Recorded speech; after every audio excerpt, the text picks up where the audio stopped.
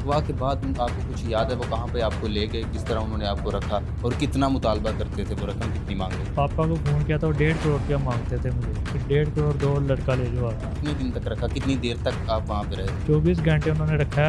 ये honey trap करती हैं लड़कियां, उसके ज़रिए लड़कों को बुला के फिर उन्हें या तो किडनैप करके दूर ले जाती हैं। और इसमें एक बड़ा इंसिडेंट ये था कि इस लड़की को उन्होंने 1.5 करोड़ का जो तावान मांगा था, उसके बाद इसे खुदा ना खाता उन्होंने कत्ल कर दिया। उसकी वजह ये थी ये लड़का जानता था वो कौन है।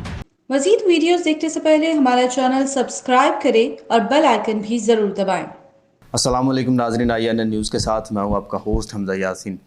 नाज़रीन, एक मुनफरिद किस्म की वारदात सामने आई है जिसमें एक नौजवान को व्हाट्सएप पे फ़ोन आता है। फ़ोन सुनते हुए वो घर से बाहर निकलता है। इतने ही में कुछ नौजवान आकर उसे गिरफ़्तार करते हैं, अगवा करते हैं और साथ ले जाते हैं। हमारे साथ वो मगवी मौजूद हैं जिनको पुलिस ने बरवक्त कार्रवाई करते हुए 24 घंटों के अंदर अंदर बाजियाब करवाया और उस गैंग के ख़िलाफ़ और गिरोह के ख़िलाफ़ कार्रवाई की। हम इनसे जानने की कोशिश करते हैं कि किस तरह वाक़या पेश आया। अस्सलाम वालेकुम। वालेकुम सलाम। भाईजान, आपका नाम क्या है? मेरा नाम फैज़ान बिशारत है। अच्छा फैज़ान, मुझे तफ़सील से बताएं कि किस तरह वाक़या पेश आया, आपको किस तरह अगवा किया गया?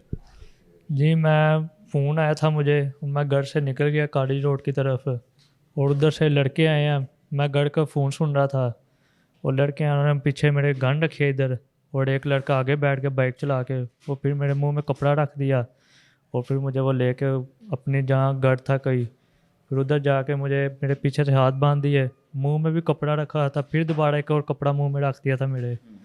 फिर उसके बाद बस मुझ पे तशद्दुद किया उन्होंने, मुझे मारा पीटा है। आप वो जो फ़ोन सुन रहे थे वो कहाँ से आया था? आपको घर वालों का या किसी रिलेटिव्स तक था या उनकी तरफ से आया था फ़ोन, किसी की तरफ से? मुझे किसी लड़की का आता रहा था, वो मुझे कहती थी मैं तुम्हें जानती हूँ, मैं तुम्हारे पापा को, घर वालों को, सबको जानती हूँ। मैंने कहा तुम है कौन हो? वो मुझे कहती तुम मिलोगे ना मुझे मुझे देखोगे, आप मुझे जानते हो आप भी, जब मिलोगे फिर मैं बताऊँगी।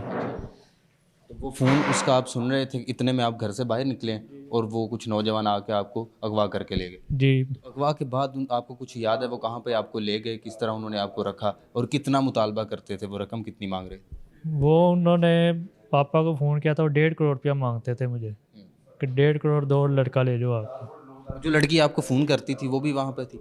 वो भी वहाँ थे, 5 लड़के थे और 3 लड़कियाँ थी उधर। अच्छा। जी, उन्होंने आपको वहाँ पे अगवा करके रखा, कितने दिन तक रखा, कितनी देर तक आप वहाँ पे रहे? मुझे 24 घंटे उन्होंने रखा है और इन सब अफसरान का बहुत बहुत शुक्रिया कि इन्होंने मुझे सही इस्लामाबाद या करवा लिया उधर से। जी, नाज़रीन, मेरे साथ इंस्पेक्टर SHO आरिफ खान साहब मौजूद हैं जिनकी इंतहाई पेशा वाराना काबिलियत और ज़िम्मेदारी से ही मुमकिन हुआ कि 24 घंटों के अंदर अंदर मुलजिमान गिरोह पकड़ा गया और अगवाकारों को उन्होंने गिरफ्त में लिया। इसके साथ ही मगवी को बाजियाब करवाया और 24 घंटों के अंदर अंदर ये कारनामा इन्होंने सर अंजाम दिया। ये नहायत काबिलियत, पेशा वाराना ज़िम्मेदारी और जहानत का काम है। हम इनसे ये जानने की कोशिश करते हैं कि वो गिरोह कानून की गिरफ्त में किस तरह आया, किस तरह वो काम करते थे, उनका तरीक़ा वारदात क्या था। अस्सलाम वालेकुम सर। वालेकुम अस्सलाम जी। बिस्मिल्लाहिर्रहमानिर्रहीम। आरिफ महमूद ख़ान नाम है मेरा। मैं पिछले 2 माह से SHO सेटेलाइट टाउन हूँ। अगर ये मैं कहूँ कि ये अल्लाह ताला ने मेहरबानी की है तो ये बेजाना होगा। जो मेरे साथ टीम थी उन्होंने बड़ी मेहनत की, बल्कि मुसलसल हम 18-19 घंटे जागते रहे, एक लम्हे के लिए भी हमें नींद ना आई।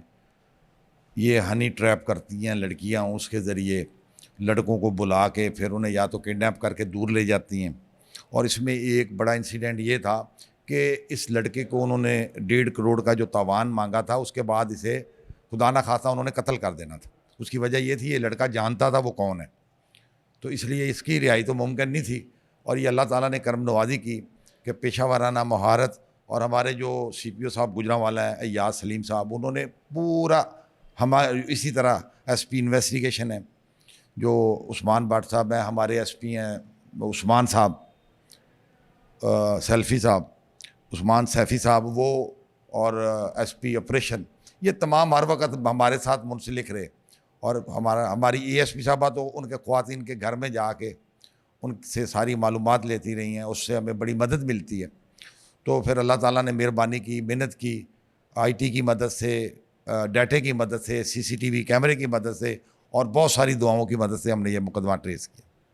सर इनका तरीका वारदात क्या था और मुझे बताएं कि ये कब पता चला, इब्तदाई तहकीकात में क्या सामने आया कि कब से वो ये काम कर रहे थे, कितने लोग थे गिरोह के अंदर और किस तरह ये काम करते थे ये वाले?